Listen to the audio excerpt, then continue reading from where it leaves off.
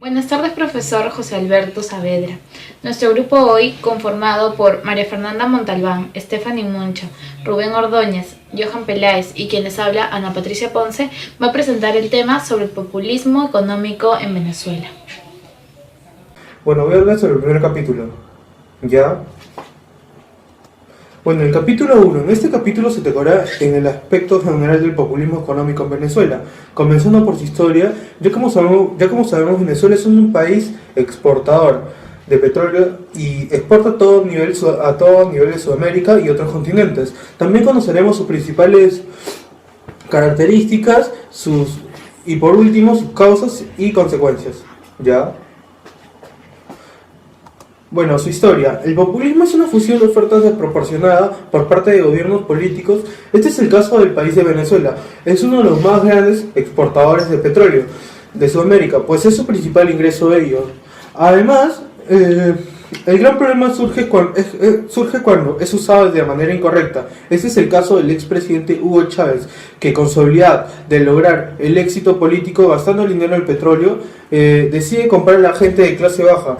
Con ello, la gente de clase media y clase alta queda descontenta. El populismo en el país de Venezuela se da a que el presidente actual en ese entonces obtiene un gran apoyo por parte de la gente, de la población, y la población era más que todo la gente de clase baja, pues contaban con pocos recursos y se encontraban en una pobreza. Y lo que hizo el presidente fue que creó varios programas, un programa entre ellos llamados Adentro, que permitió a millones que cuentan con salud y alimentación. Entre ellos están comedores públicos, médicos, dentistas, terapeutas, entrenadores deportivos, cubanos, más que todo cubanos.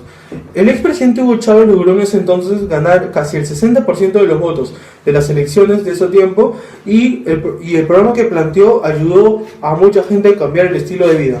Ya.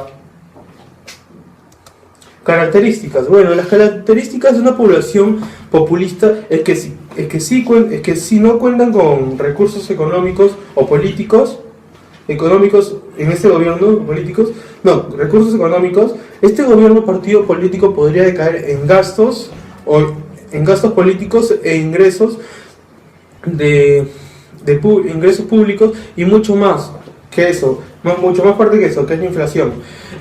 Otra característica es que el populismo en el país de Venezuela ha dado una gran cantidad de desempleo, casi un 15% en la sociedad, y a la vez generó más pobreza extrema, hasta un 40%, según la Universidad Católica Andrés Bello.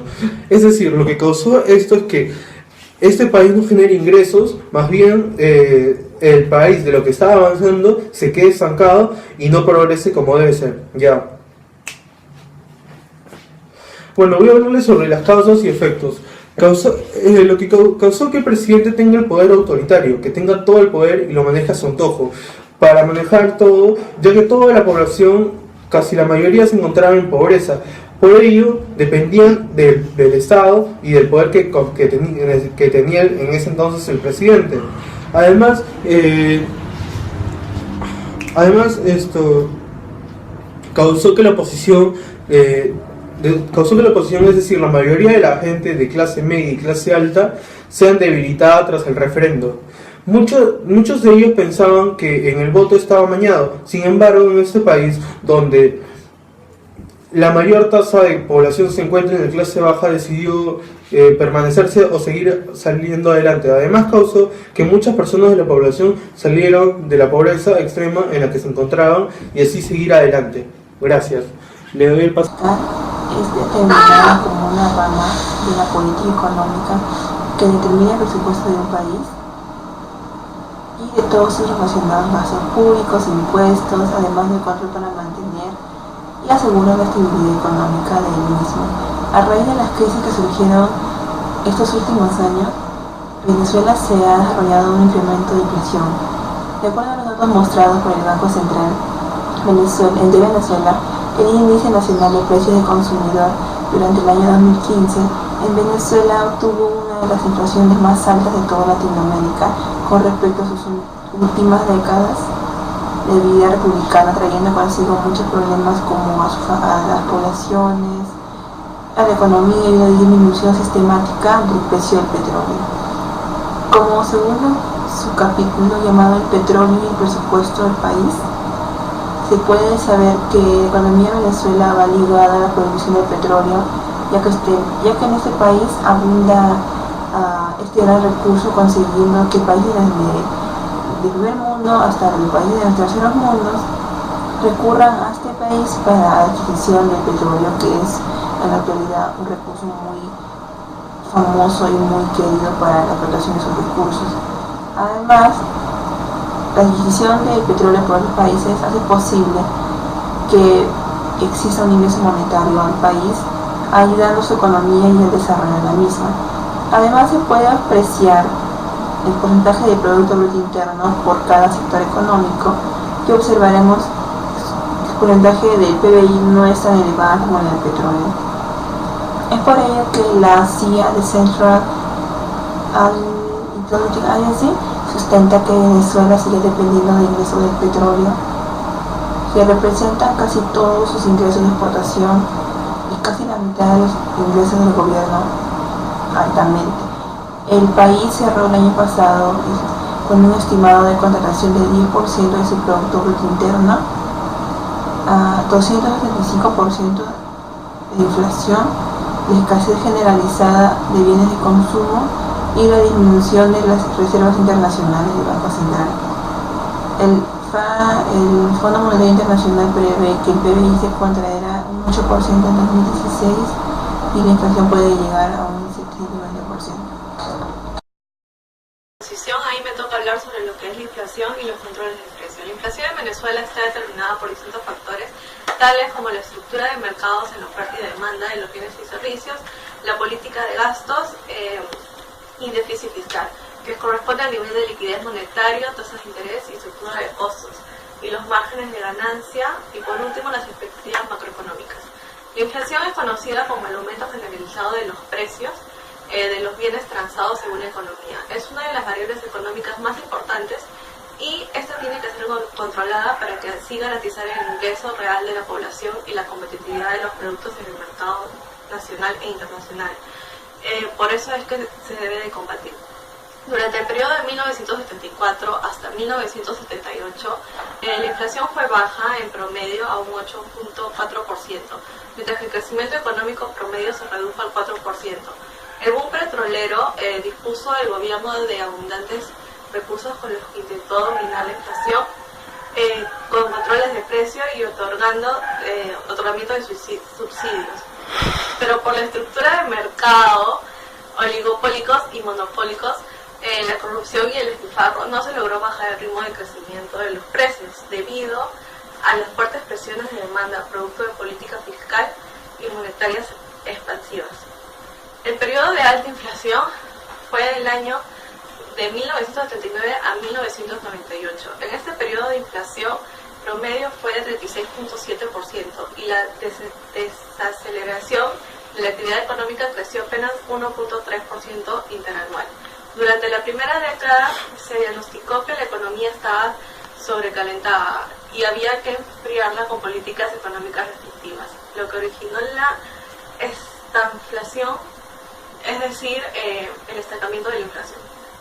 En la segunda fase, durante el periodo de 1989 a 1998, se implementó la política económica de liberación de precios, tasas tipo de cambio, lo que generó una inflación del 62% promedio interanual. Destacando que durante ese lapso se implementaron 3 programas de ajustes económicos, coincidiendo los dos valores históricos más elevados de la inflación, 81% y 103%, con los años en los que se aplicaron 2 de los planes neoliberales, el paquetazo del CAP 2 en 1989 y la Agenda Venezuela Caldera 2 en 1996. En el periodo de 1999 al 2011, con la inflación moderada del 23.4%, se diseñó un mecanismo de distribución de la renta petrolera, el FONDEM, una política frontal para acabar con la estructura de mercados monopólicos y oligopólicos, política de control de precios, subsidios y bienes esenciales, control de tasas de interés y anclaje de tipo de cambio, logrando reducirla a más de la mitad de la década anterior, pase a una política fiscal y monetaria expansiva. El gobierno muestra resultados macroeconómicos favorables, pese a que sectores transnacionales y locales disminuidos están jugando a quebrar nuestra economía con acaparamiento y especulación para generar inflación y tratar de revertir la victoria del presidente Chávez, el expresidente Hugo Chávez. Es preciso ocuparnos de la inflación no solo como el problema típico de cualquier sociedad, sino como la continuidad política, económica a que acuden los gobiernos para financiar los déficits, convirtiéndose en un modo de vida para algunas.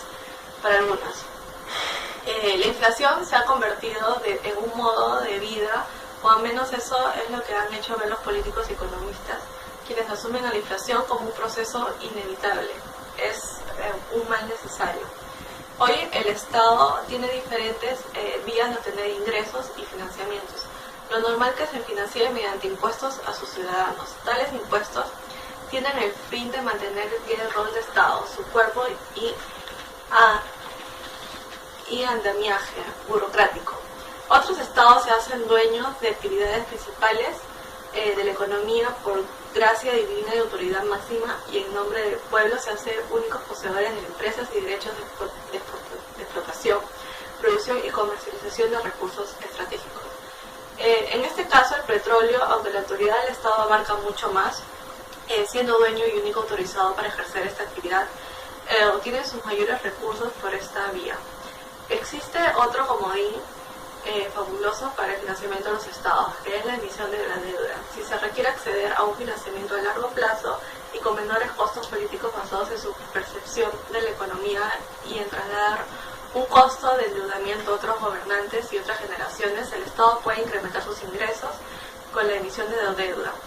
Esto dependerá del prestigio del gobernante y la seriedad de sus políticas y garantías de pago.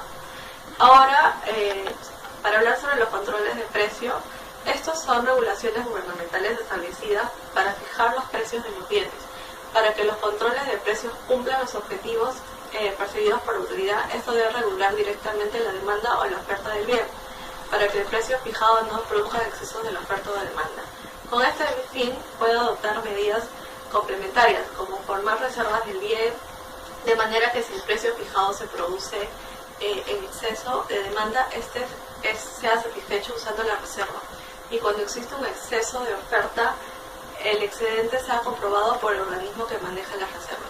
En tanto no se cumplan estas medidas complementarias a la fijación de precios, estas generarán las condiciones para que se desarrolle el mercado negro, desvirtuándose con ello la política de control de precios.